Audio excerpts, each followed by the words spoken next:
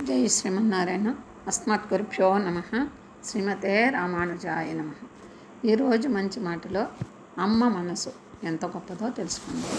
ఇది పూరి గుడిసెలోని పచ్చి పాలింత కథ. బయట హోరున వర్షం, కొబ్బరాకు పందిరి లాంటి పూరిపాక పైకప్పు ఆ వర్షాన్ని ఆపలేకపోతోంది. ఎక్కడికక్కడ కారిపోతోంది. ఒల్లోని పసిబొడ్డ తడిసిపోతాడన్న బెంగతో ఆ తల్లి చీరకంగును గొడుగులా ఎత్తి పట్టుకుంది.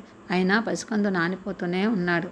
వాననీటితో కాదు, ఆ దీనురాలి కన్నీటితో అన్నాడు గాథా సప్తసతిలో ఒక అజ్ఞాత కవి. అది కన్నతల్లి కడుపు తీపికి కరుణరసాత్మకమైన వ్యాఖ్యానం. అవును నిజం, అవును నిజం, చేదు విషం జీవఫలం అని మహాకవి శ్రీశ్రీ ఊరికే అనలేదు.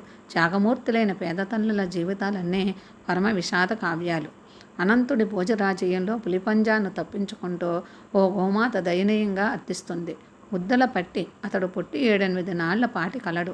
ఇంతియ పూరియు మేయ నేర్వడు, ఏం జని కడుపార చెందు గడిపి చెయ్యన వచ్చేదన్, నీకు పుణ్యం ఉంటుంది, ఒక్కసారి విడిచిపెట్టంటూ ప్రార్థిస్తుంది. అమ్మదనానికి అరెమరుకులే తెలియవు. మానవులు జంతువులన్న తేడాలు ఉండవు. అమ్మే మనిషికి లభించే మహోన్నత సుఖ అనుభూతుల్లో అత్యున్నతం ఏది అన్న ప్రశ్నకు కన్నబిడ్డను కావలించుకోవడమే అని చెప్పారు మన పెద్దలు.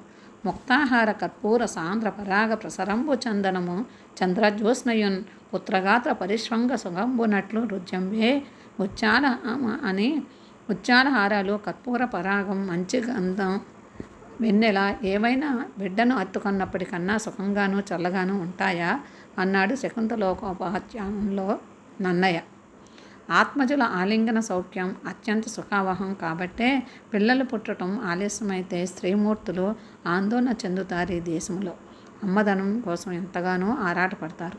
తన కన్నుల పంట తనను విడిచి కనుమరుమైపోతుంటే ఆ కడుపు కోత ఎంత బాధాకరమైనదో శంకరుల తల్లి ఆర్యాంబను, కర్ణుడి తల్లి కుంతి మహాదేవిను అడిగితే తెలుస్తుంది. చేతికందిన కొడుకు సర్వసంగ పరిత్యాగి ఒంటరిగా వదిలిపోతుంటే ఆర్యాంబ ప్రాణం ఎంతగా విలవల్లాడిపోయిందో విద్యారణ్య మహర్షి తమ శంకర విజయంలో హృదయంగా వివరించారు. కర్ణుణ్ణి నీటిపాలు చేద్దామని కాదు, బిడ్డతో సహా గంగలో దూకి ఆత్మహత్య చేసుకుందామని కుంతి గంగా తీరానికి చేరింది. విధివశాన ఒక పెట్టు తీరానికి కొట్టుకొచ్చింది. ఆత్మహత్యయు శిశుహత్య ఎనక గంగపాలు కానున్న ఈ దీనురాలి మీద భువనబంధునకి జాలి పుట్టనేమో, పెట్టె పంపించి తెరువు చూపెట్టినాడు అన్నాడు కరుణశ్రీ కుంతి విలాపంలో.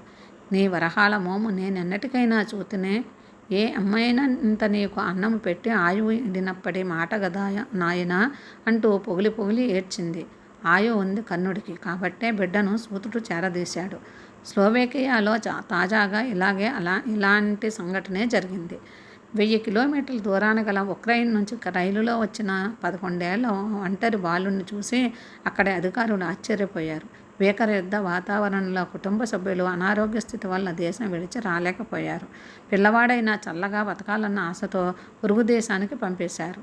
వీనిని ఏ తల్లి చేతిలోనైనా పెట్టి మాట దక్కింపు అమ్మ, నమస్సులమ్మ అన్న కుంతీదేవి మాదిరే స్లోవేకియాలోని బంధువు ఫోన్ నెంబరు పిల్లవాడి చేతి మీద రాసి ఒంటరిగా బండి ఎక్కించారు.